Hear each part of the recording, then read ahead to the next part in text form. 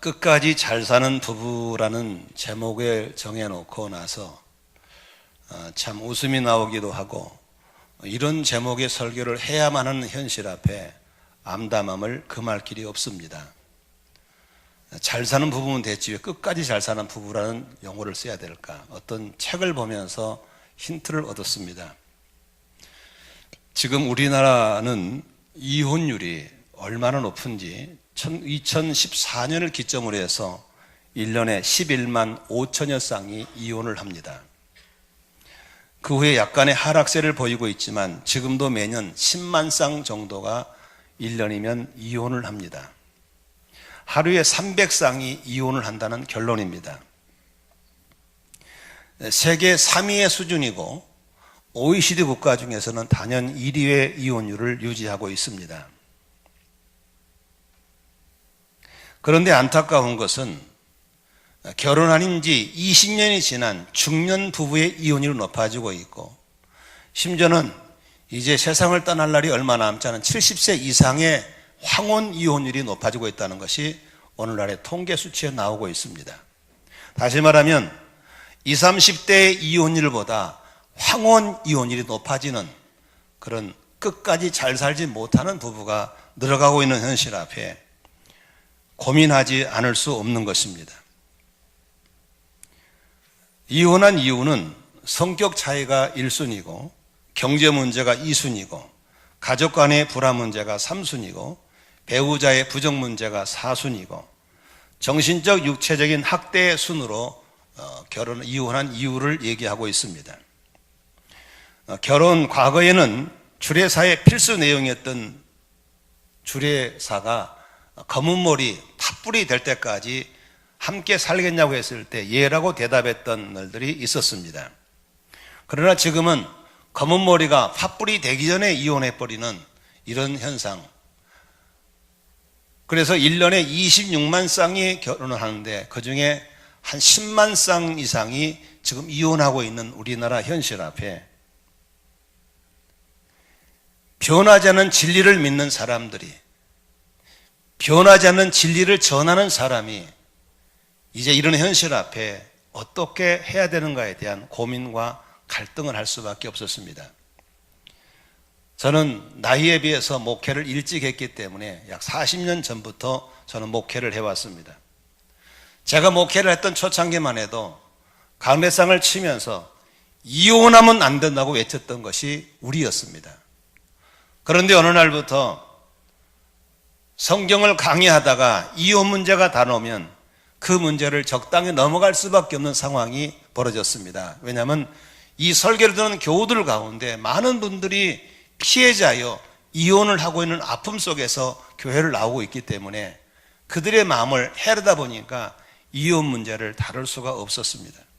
그래서 고린도서 7장을 강의하다가 더 이상 강의할 수가 없어서 고린도 강의를 중간에 중단했던 적도 있었습니다. 왜냐하면 그들의 아픔을 헤아리고 싶었기 때문에 그렇습니다. 그러나 이제 이렇게 국가가 몰락해가고 있고 교회가 무너져가는 가운데서 진리를 전한다는 사람이, 진리를 믿는다는 사람들이 이제 더 이상 이 문제에 대해서 침묵하고 있는 것은 정직하지 않다는 결론이 나왔습니다. 우리가 벽돌담을 쌓을 때 아무리 벽돌을 잘 쌓는 조적이라 하더라도 자기의 경험대로 쌓는 것이 아니라 다림줄을 정해놓고 다림줄에 맞춰가고 쌓았다는 걸 보면서 우리는 진리라는, 성경이라는 다림줄 앞에 우리 가정이 얼마만큼 빗나가고 있는가를 돌아보는 시간을 가지면서 앞으로 가정을 가져야 할 우리 젊은이들에게 도전이 되고, 지금 부부가 살고 있지만 아픔 속에 있는 부부들에게 치유하는 기간이 되기를 바라고, 지금도 근근히 살아가는 부부에게 다시 한번 용기의 불씨를 심어주는 그런 시간이 됐으면 좋겠다는 바람 속에서 끝까지 잘 사는 부부라는 제목의 설교를 하게 된 것을 여러분 좀 이해해 주시고, 아프시더라도 여러분, 통증 환자들은요 아픔을 느낄 때 되게 기분이 좋아합니다. 그건 치료가 되고 있다는 소리인 걸 믿으시기 바랍니다. 그러므로 아픔을 느낄 때 치료 역사가 일어날 것이고 또 도전이 되기를 바라고, 방치된 가정으로 돌아가는 이런 시간이 되시기를 주의 이름으로 축원합니다. 여러분, 잘 산다는 말이 무슨 뜻입니까? 잘 산다는 말. 중학교 다니는 한 학생이 어느 날 친구 집에 놀러를 갔습니다. 갔더니 고급 승용차가 2대나 되고 집도 엄청 넓고 정원도 있더라는 것입니다. 그 친구 하는 말이 집에 돌아와서 엄마 오늘 우리 친구 집에 갔는데 되게 잘 살더라. 아 그래? 어떻게 사는데? 아 집도 넓고 차도 있고 정원도 있고 되게 잘 살더라. 근데 엄마 거기는 엄마 아빠 사이가 안 좋대. 그래가지고 아빠가 맨날 저녁에 늦게 온대. 그리고 안 들을 때도 많고 들어와도 새벽에 일찍 일 나가 버린대. 근데 이제 분위기 썰렁했어. 이렇게 얘기했습니다. 그 아이는 어떤 기준을 가지고 잘 산다고 한 것인지, 잘 사는 게 무엇인지에 대해서 우리가 생각할 필요가 있는 것이죠.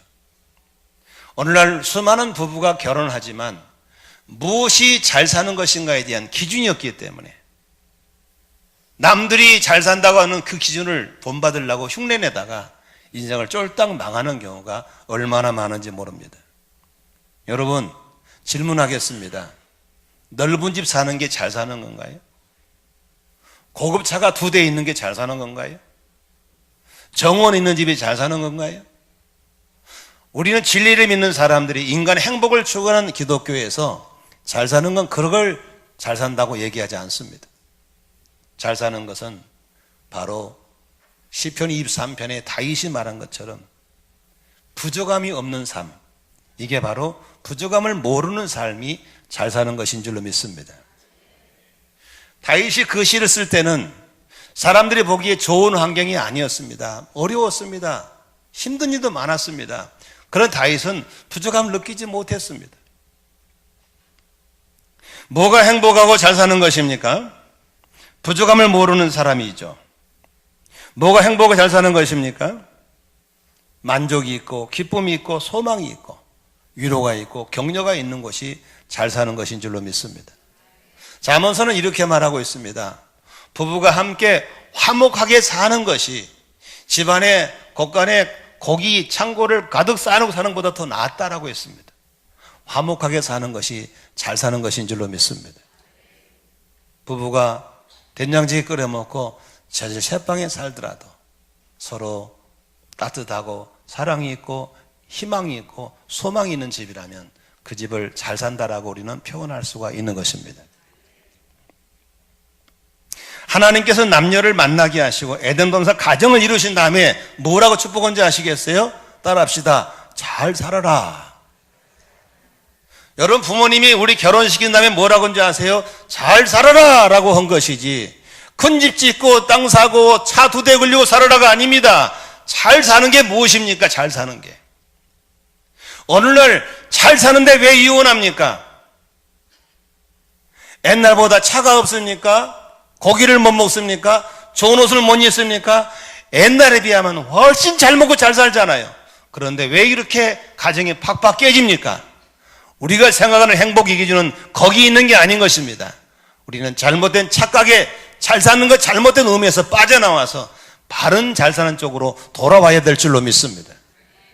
그런 측면에서 어쩌면 오늘 남녀노소 모두가 좀 귀담아 들어야 할 해답들이 있을 줄로 믿습니다. 잘 들으심으로 우리 모두 잘 사는 삶이 되실 길을 주님의 이름으로 축원합니다. 아리스토텔레스는 그런 말을 했습니다. 가정은 국가의 근본 세포를 형성한다. 김영김 선생은 그 생각합니다. 건강한 교회는 건강한 부부가 많이 모인 교회가 건강한 교회다인 겁니다. 그러므로 가정은 교회의 근본 세포고 가정은 근본 국가의 세포인 걸 믿으시기 바랍니다. 그런 측면에서 대한민국은 무너져가고 있고 교회는 무너져가고 있는 것입니다. 왜? 지금 가정들을 갖지 않습니다. 결혼을 하지 않을 뿐더러 결혼하기가 어렵습니다. 가정 가진 사람들도 틈만 나면 이혼을 하고 준비하고 있습니다. 그런 측면에서 가정이 무너지고 있는 것은 국가가 무너지고 있는 것이고 가정이 무너지고 있는 것은 교회가 무너지고 있는 것입니다. 요새 흔한 유행어로 혼자 밥 먹는 거 혼밥, 혼잠, 혼자 영화 보는 거 혼영, 혼자 술 먹는 거 혼술.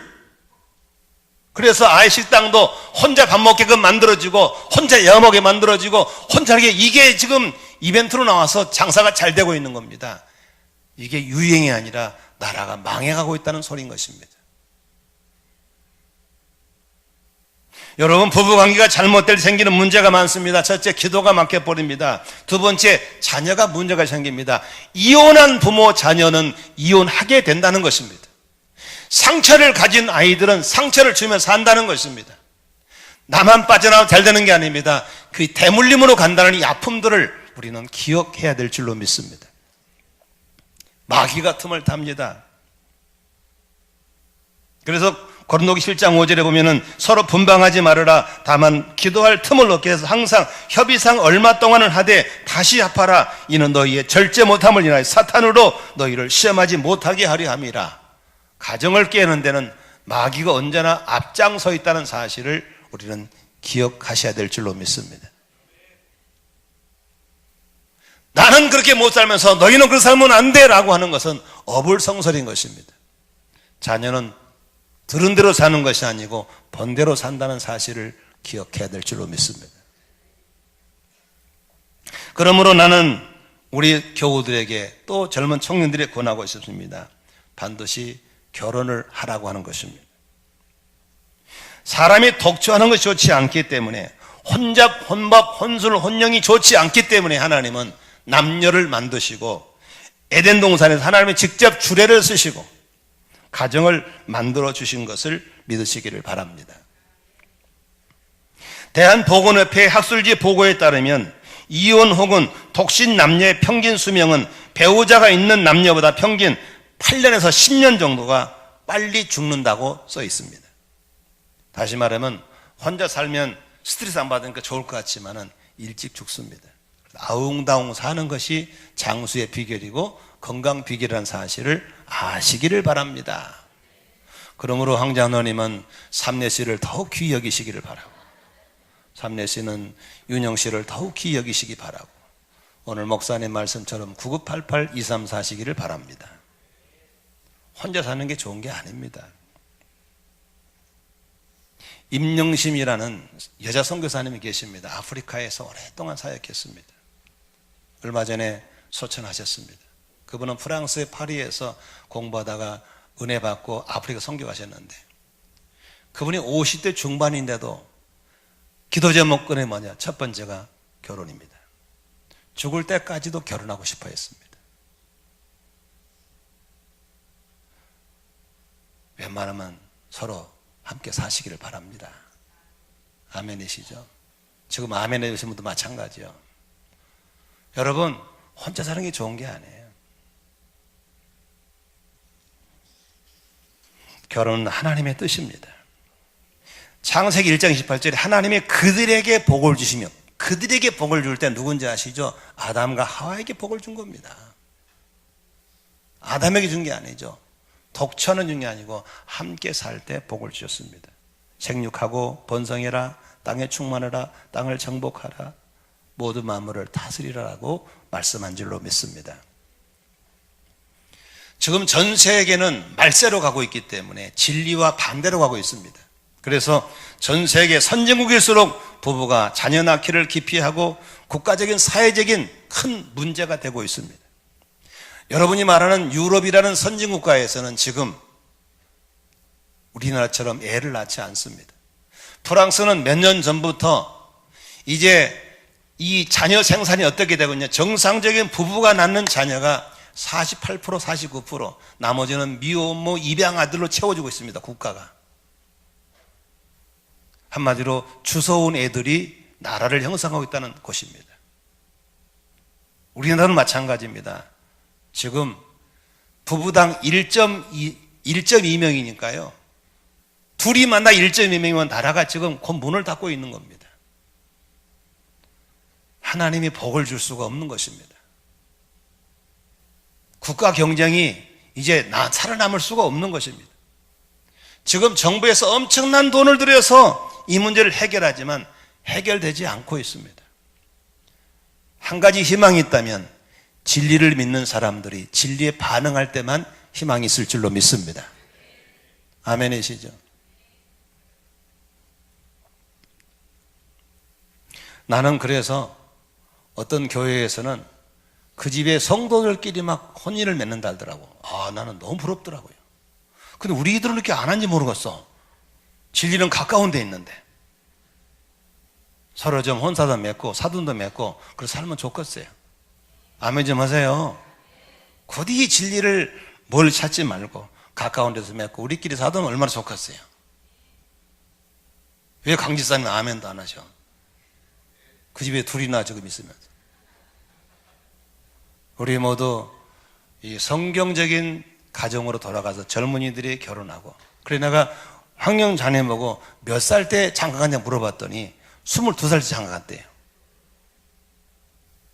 우리 어머니는 17살 때 시집 갔어요.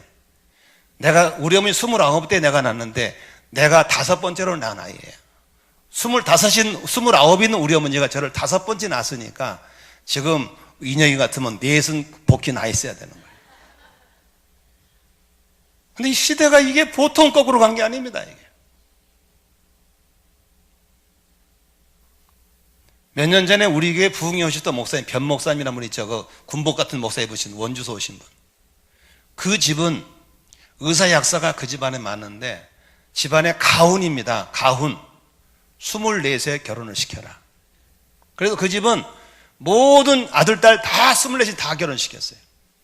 왜 그럴까? 24살 때가 가장 씨가 좋대요. 왕성할 때래요. 가장 똑똑하고 건강한 아이를 낳을 때 그때래요. 그래서 그 집은 아들이건 딸이건 다 24 안에 결혼을 시켰어요.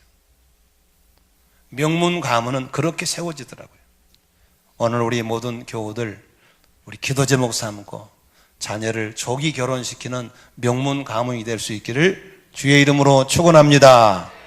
아멘 좀 하세요. 두 번째, 끝까지 잘 사는 부부가 되려면 남편은 남편들의 권리와 의무를 알아야 되고 아내는 아내로서의 권리와 의무를 알아야 됩니다. 첫째, 남편은 어떤 권리가 있습니까? 가정의 머리로서, 가정의 리더로서의 남편의 특권을 알아야 됩니다. 마땅히 가정에서는 하나님이 남편을 머리로 세우고 가정의 리더로서 존경을 받고 결정할 수 있는 권리를 부어주셨습니다. 남녀가 동등하지만 질서상 하나님이 그렇게 만들어 주신 줄로 믿습니다. 그런데 오늘날 남편이 존경을 받지 못하고 남편의 대접을 받지 못하면, 아버지로 대접을 받지 못하고 존경을 받지 못하면 그것은 날개가 꺾인 새와 같기 때문에 그 새는 날지를 못합니다. 그러므로 집에서 아내와 자녀들에게 존경받는 남편, 존경받는 아버지가 못 되면 명심하셔야 됩니다. 절대 날아오를 수가 없습니다. 퍼덕거리다 끝나는 것입니다. 그런데 오늘은 남편의 권위보다는 자꾸 경제와 연결, 돈을 못 벌어온 남편은 쫓아내버리고 돈 벌지 못하는 남편들은 무시해버리는 경향 속에 있다는 사실입니다. 제가 상로수역에 자주 나가서 전도를 하면 노숙자들을 종종 만납니다. 멀쩡하게 생긴 노숙자가 많습니다. 학력도 괜찮은 사람 많습니다. 과거 경력도 괜찮습니다. 그래서 내가 묻습니다. 선생님, 언제쯤 집으로 돌아가실래요? 그러면 99%가 다 이 말합니다. 돈 벌면 돌아갈 거예요. 그러면 그 남편은 왜 나온 겁니까? 자식도 있고 아내도 있는데 왜 집을 나와야 됩니까? 돈 벌면 돌아가겠다는 것입니다.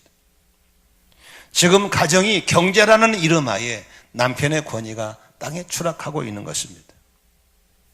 현숙한 여인 같으면, 현숙한 자녀를 길렀다면 남편이 돈을 못 벌어도 경제력이 없어도 그를 존중해주고 그 리더십을 인정해준다면 그 날개는 언젠가 다시 공중을 날게 될 날이 올 줄로 믿습니다. 아내의 사랑과 자식의 사랑과 존경이 바로 가정을 이루는, 남편을 남편 되게 하는, 바보 언다리를 장군으로 만들어주는 길이란 사실을 우리가 잊지 않기를 주의 이름으로 축원합니다. 남편은 어떤 의무가 있습니까? 부드럽고 따뜻하며 자상스럽고 이해와 동정심이 많은 남편과 아버지가 되어서 가정을 잘 책임져주는 남편이 되어야 될 줄로 믿습니다. 골로새 3장 19절에 남편들은 아내를 사랑하며 괴롭게 하지 말아라 라고 했습니다. 아내를 괴롭게 하는 남편들이 많습니다. 남편의 권리만 주장하고 가정을 이끌어가는 폭력꾼들이 많습니다. 부드럽고 따뜻하고 자상스레 할 이해와 동정심이 많아야 할 그런 아빠가 가정을 차갑게 만들고 가정을 춥게 만들고 자기의 이기와 자기 쾌락주의에 빠지는 그런 남편이 있다면 안 되는 것입니다. 고함치고 호통치는 그런 남편, 그런 아버지는 안 되는 것입니다. 베드로 3장 7절에 남편 된 자들아 이와 같이 지식을 따라 너희 아내와 동거하고 더 연약한 그릇으로 아내를 대해라. 생명의 은혜를 유업으로 함께 받을 자로 아내를 귀히 알아라. 너희 기도가 막히지 않게 하려 함이라. 오늘날 잘못된 생각을 가지고 옛날 사대주의 사상으로 가정을 끌어가려고 하는 폭군 같은 남편이 있다면, 그런 아버지가 있다면 오늘 생각을 바꾸셔야 되는 것입니다. 아내의 꿈을 이루어주고 하는 그런 남편이 되어야 될 줄로 믿습니다. 남편은, 아버지는 가정을 섬기는 사람이 되어야 되는 것입니다. 섬긴다라고 하는 말은 우리 가정교회에서는 아주 쉽게 표현합니다. 성공시켜주는 것입니다. 저는 우리 장로님들을 섬긴다. 저는 우리 장로님들을 성공을 시켜주는 게 제 목표인 것입니다. 여러분들이 저를 섬긴다. 저를 성공을 시켜주는 것입니다. 저는 우리 아내를 섬긴다. 나는 우리 아내의 인생을 성공을 시켜주는 것이 저의 꿈이 되어야 되는 것입니다. 믿으시면 아멘 하십니다. 그렇다면 남편들, 아버지들은 가정과 자녀들을 밟고 내가 성공하는 것이 아니라 나를 밟고 당신이 행복하시오, 당신이 성공하시오.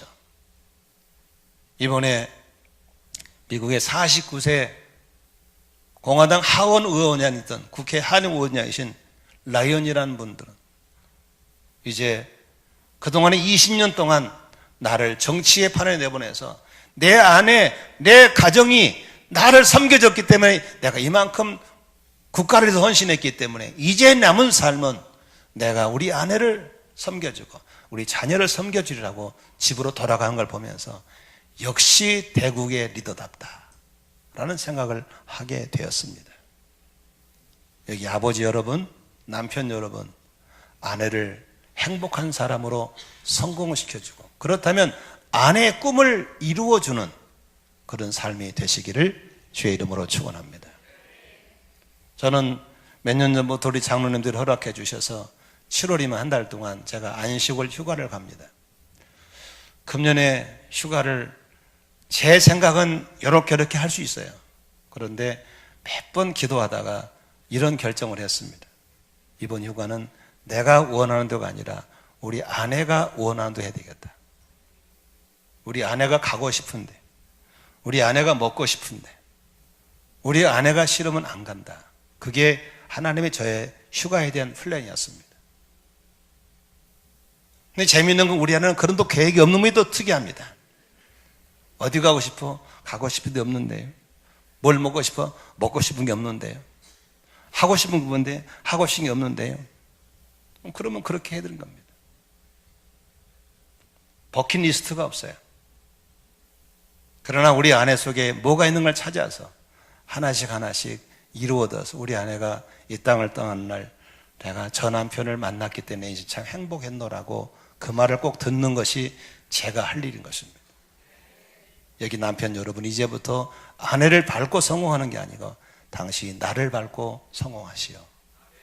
이런 멋있는 아내, 멋있는 아버지가 다 되시기를 주의 이름으로 축원합니다. 아멘.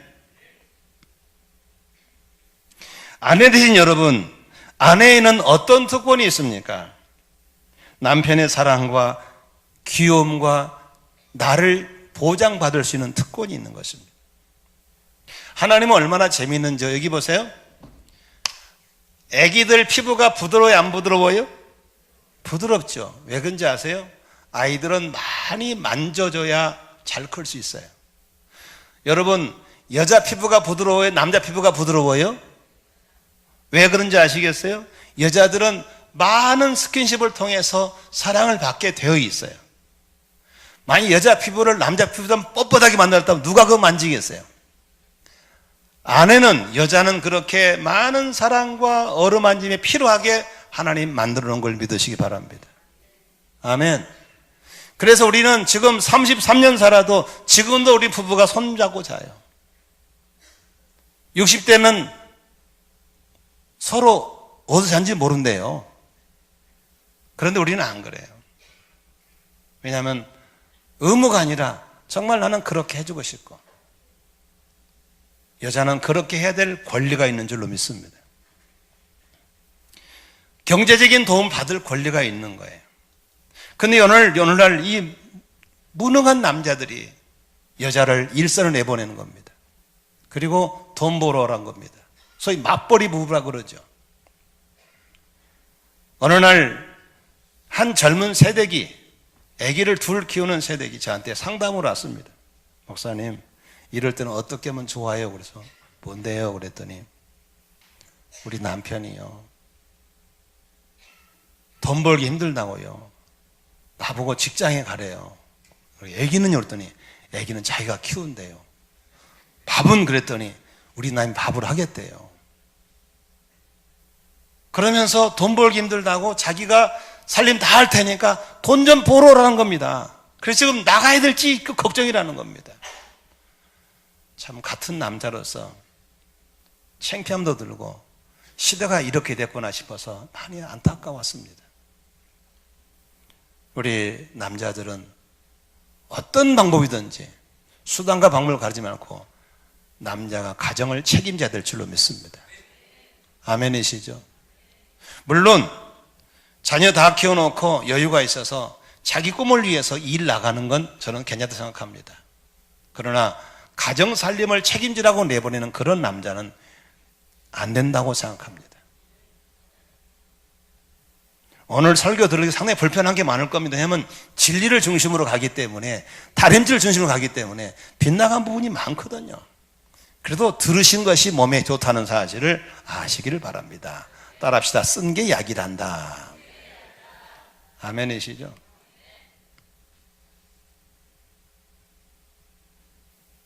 오늘날 아내는 남편에게 사랑받고 보호를 받으면서, 또한 아내는 남자를 존경하고 사랑하고 섬긴 사실도 잊지 않기를 바랍니다. 옛말에 이런 말이 있습니다. 세상을 정복하는 사람은 남자지만 그 남자가 세상을 정복하도록 한 사람은 누구라고요? 여자라는 것입니다. 여자의 역할이 얼마나 크고 훌륭한지 모르겠습니다. 우리 특히 여자들은 남편을 격려해주고 칭찬하는 일에 인색해서는 안 되는 것입니다. 평소 부부싸움이 아주 심했던 한 부부가 있었습니다. 하루는 대판지게 싸웠습니다.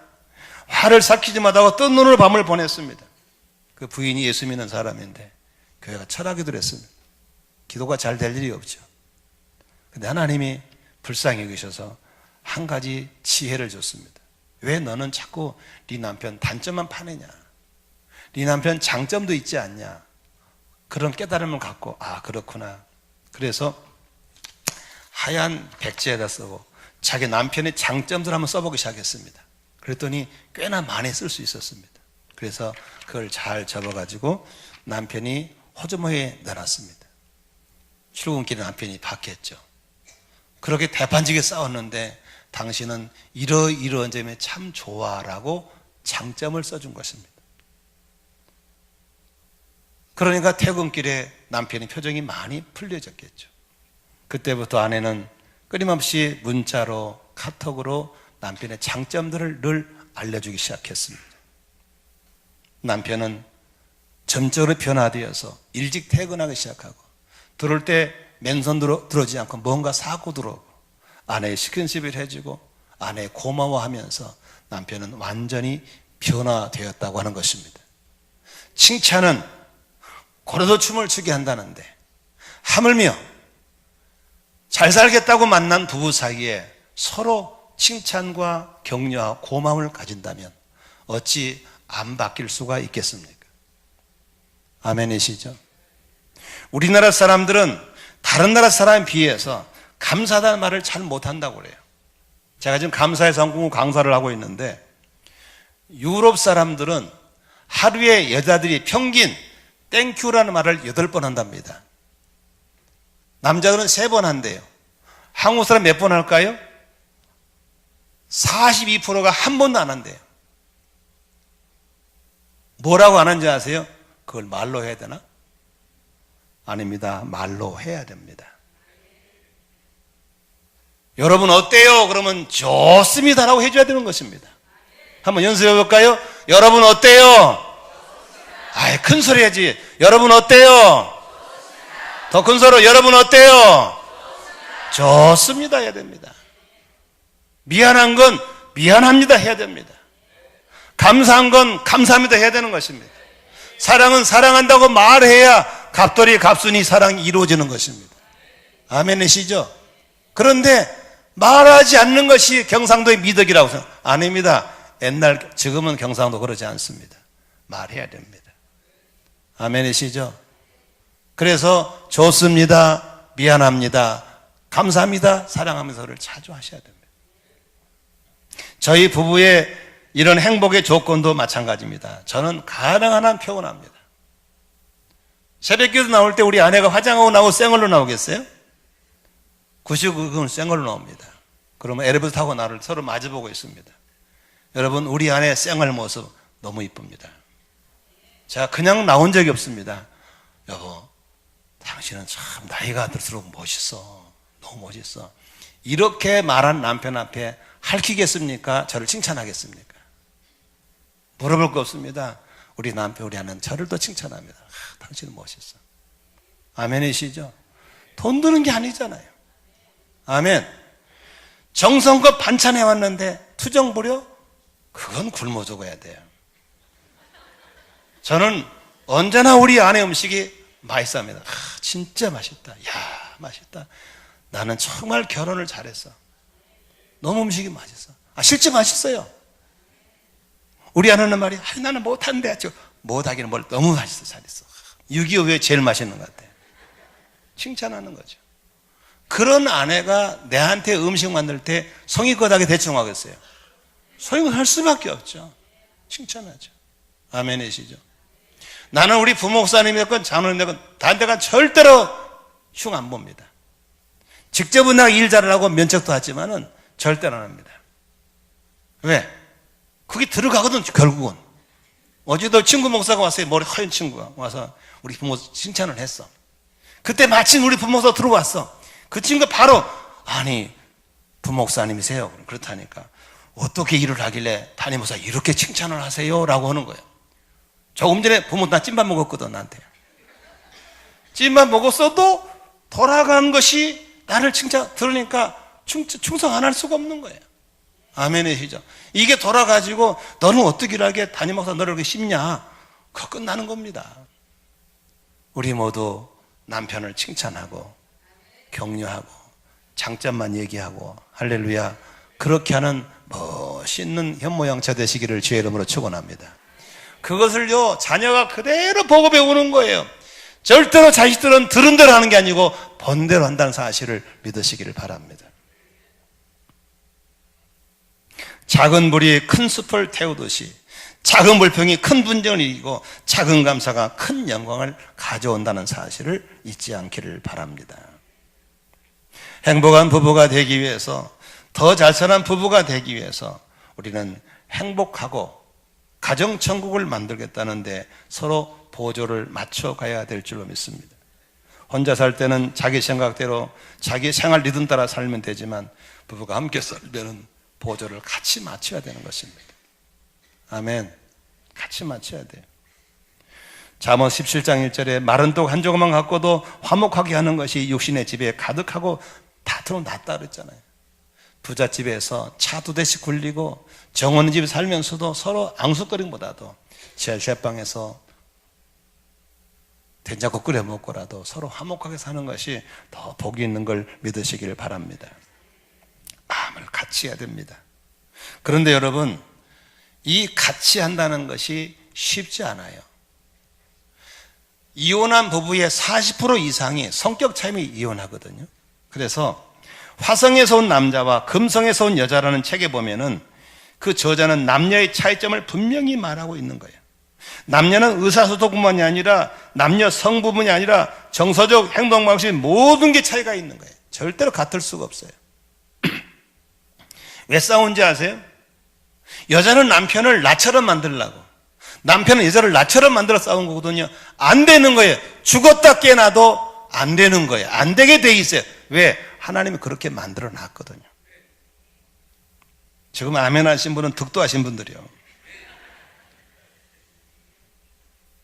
서로의 차이점을 인정하셔야 됩니다. 틀린 게 아니고 다른 것입니다.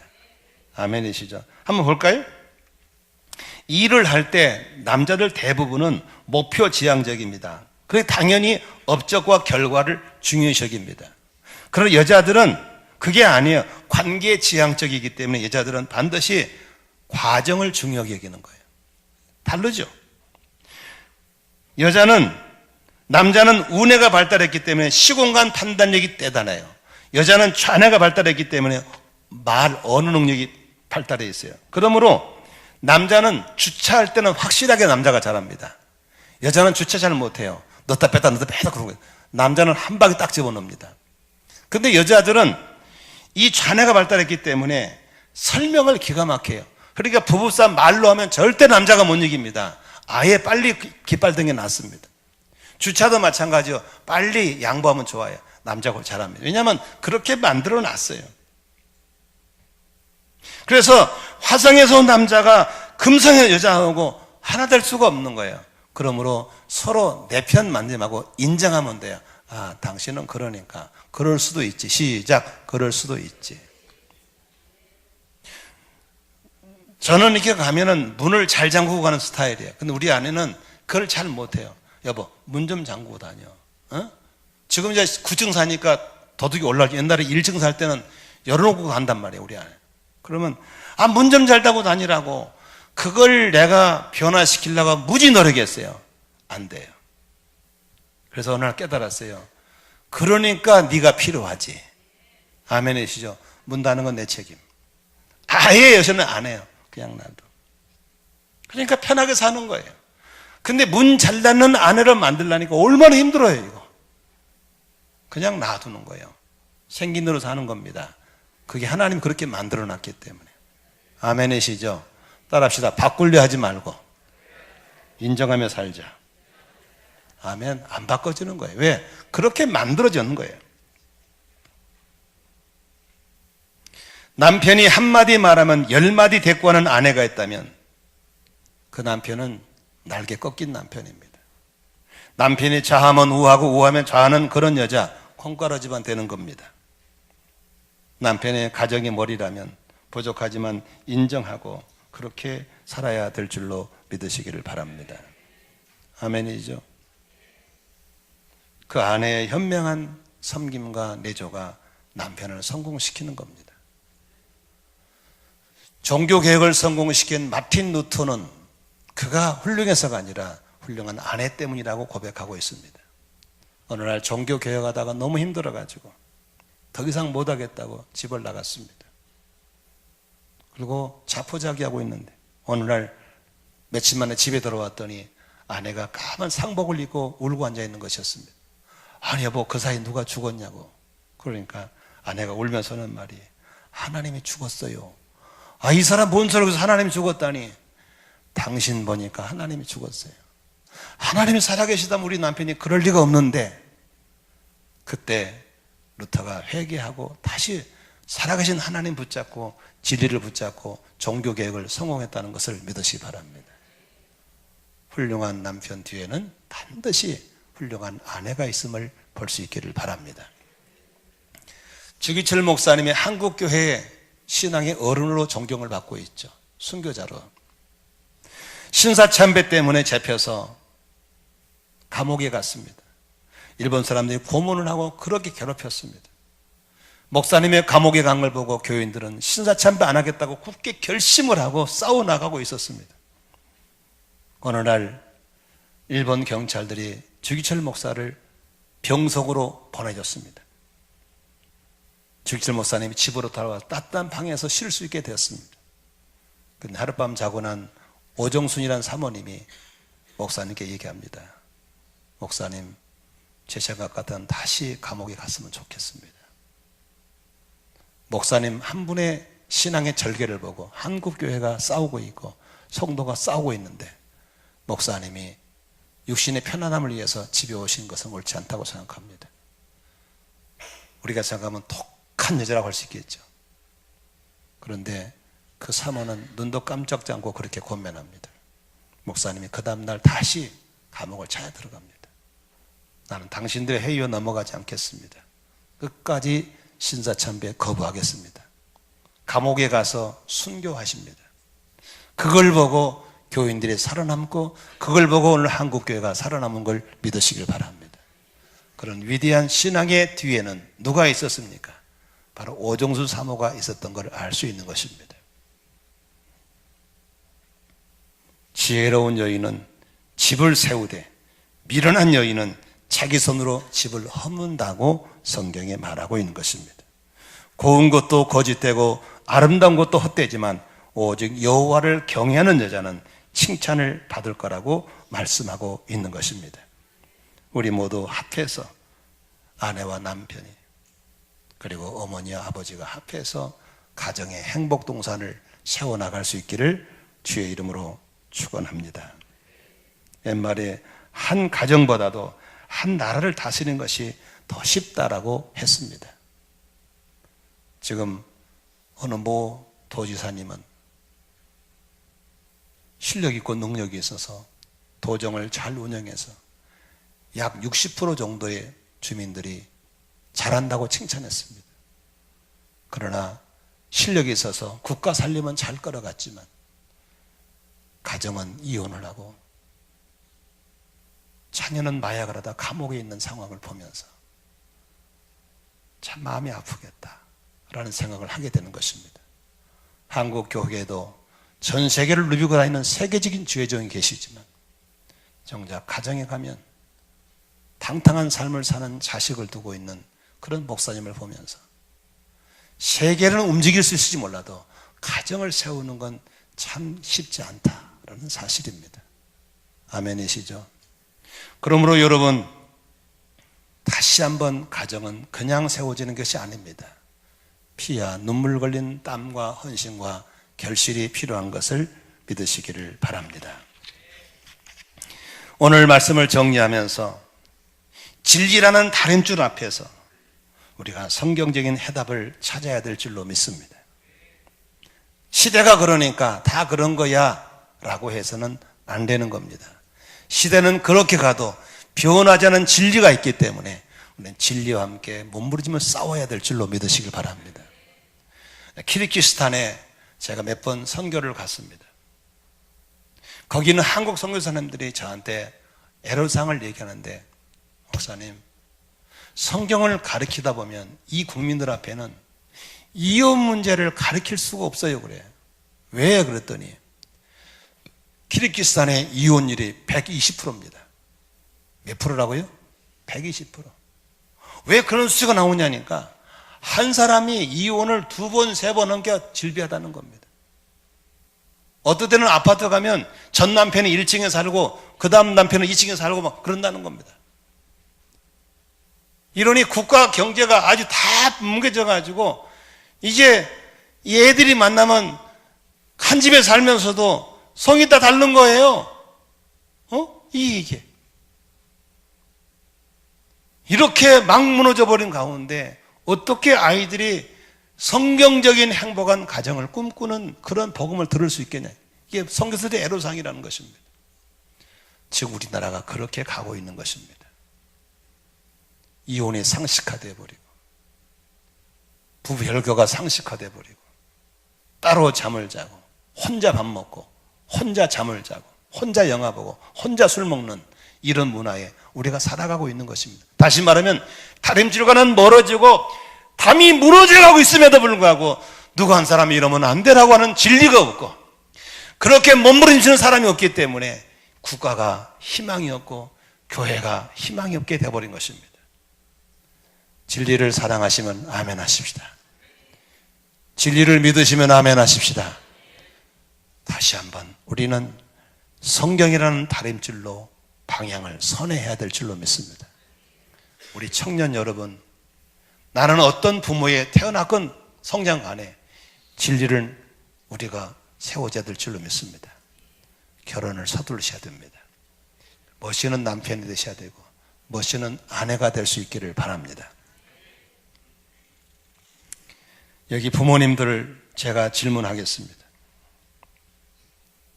가정을 천국으로 만들지 지옥으로 만들지는 다른 사람이나 환경이 만들어주지 않습니다. 부부에게 주어진 숙제입니다. 가정천국은 그냥 놔두면 잡초밭됩니다. 그러나 한번 따라합시다.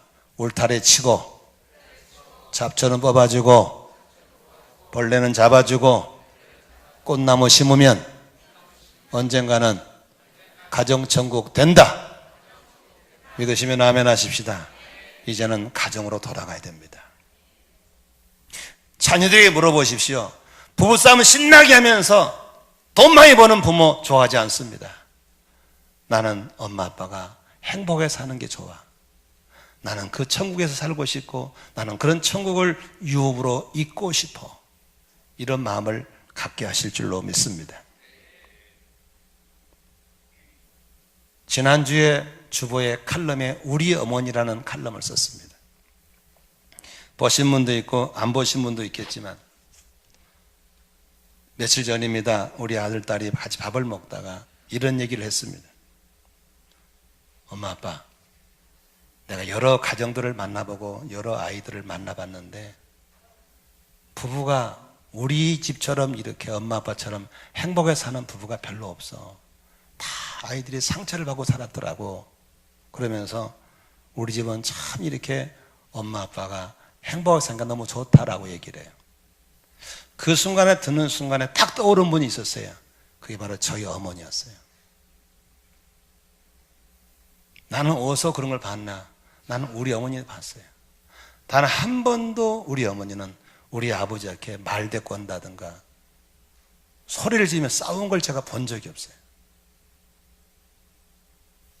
자다가 보면은 둘이서 무슨 얘기 이렇게 많이 몰라. 둘이서 무슨 얘기하고 항상 둘이 얘기하고 있는 걸 봤어요.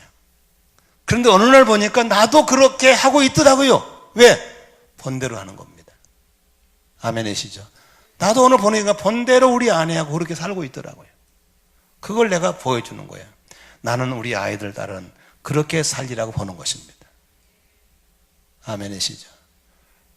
우리 어머니, 우리 아버지가 성격이 참 급하셨거든요. 절대로 말대꾸하지 않고 묵묵히 가정평화를 지켜나가신 우리 어머니. 지금 93세가 돼도 기억력이 또렷하시고 허리도 꼿꼿하시고 기도 맑으시고 그러면서 행여나 자식들 사이에 자기가 짐이 될까 봐 언제나 깨어있으신 우리 어머니. 나는 그 어머니를 존경할 수밖에 없고 나는 우리 성도들이 그런 어머니가 되시기를 주의 이름으로 축원합니다. 이런 말이 있습니다. 사랑이란 하나를 주고 하나를 바라는 것이 아니고 둘을 주고 둘을 바라는 것이 아니라 아홉을 주고도 미처 주지 못한 하나 때문에 안타까워하는 것이 사랑이라고 하는 것입니다.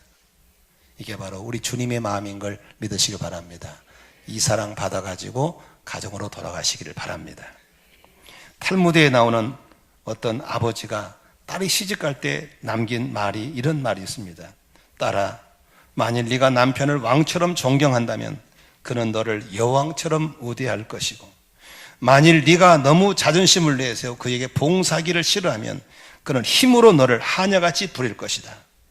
만일 남편이 친구 집을 방문할 때는 목욕도 하게 하여 몸치장을 차려서 보내도록 할 것이고 남편의 친구가 놀러 올 때는 극진히 대접할 것이다. 그렇게 하면 남편으로부터 사랑을 받게 될 것이다. 언제나 가정에 마음을 쓰고 그의 소지품을 귀중히 여겨라. 남편은 기꺼이 네 머리 위에 간을 씌워줄 것이다. 탈무드의 이 아버지가 남긴 글이 내가 우리 딸에게 하고 싶은 말인 것입니다. 우리 모두 권리만 주장하는 남편이 아니라 의무도 생각하기를 바라고 권리만 주장하는 아내가 아니라 의무도 생각하는 그런 아내가 되시면 반드시 가정의 사랑의 꽃이 피어날 줄로 믿습니다. 부탁합니다. 대한민국은 엄청 빨리 돌아간 나라입니다. 이번에도 감사의 삶에서 이런 말이 있었어요. 서양 사람들의 심장은 쿵쿵 쿵쿵 이렇게 뛴대요. 근데 대한민국 사람의 심장은 쿵쿵쿵쿵쿵쿵 뛴대요. 왜냐하면 그만큼 우리나라는 빨리 도는 거예요. 선교사님들이 선교지만 가면 심장이 쿵탕 쿵탕 뛴대요. 그런데 인천에 공 도착하면 쿵탕 쿵탕 뛴대요. 왜? 모든 게 빨리 도는 거예요. 그래서 우리나라 남성들의 맥박수가 직장에 출근하면 110이다, 110. 집에 돌아오면 80으로 돌아온대요. 다시 말하면 남편들은 종일 스트레스 받고 있는 겁니다. 그만큼 우리나라는 돌아가는 게 급박합니다. 그런 남편이 집에 돌아오는데 부인이 이러고 있으면 심장이 쉴 시간이 없습니다. 빨리 죽습니다. 집에 돌아오면 남편이 심장 소리가 다시 쿵탕으로 돌아오도록 환경도 바꿔주시고 그렇게 하시기를 주의 이름으로 축원합니다. 가정천국 만드셔야 됩니다. 아멘이시죠? 옆사람 인사합시다. 나부터 더 잘할게요. 시작. 우리 기도하겠습니다.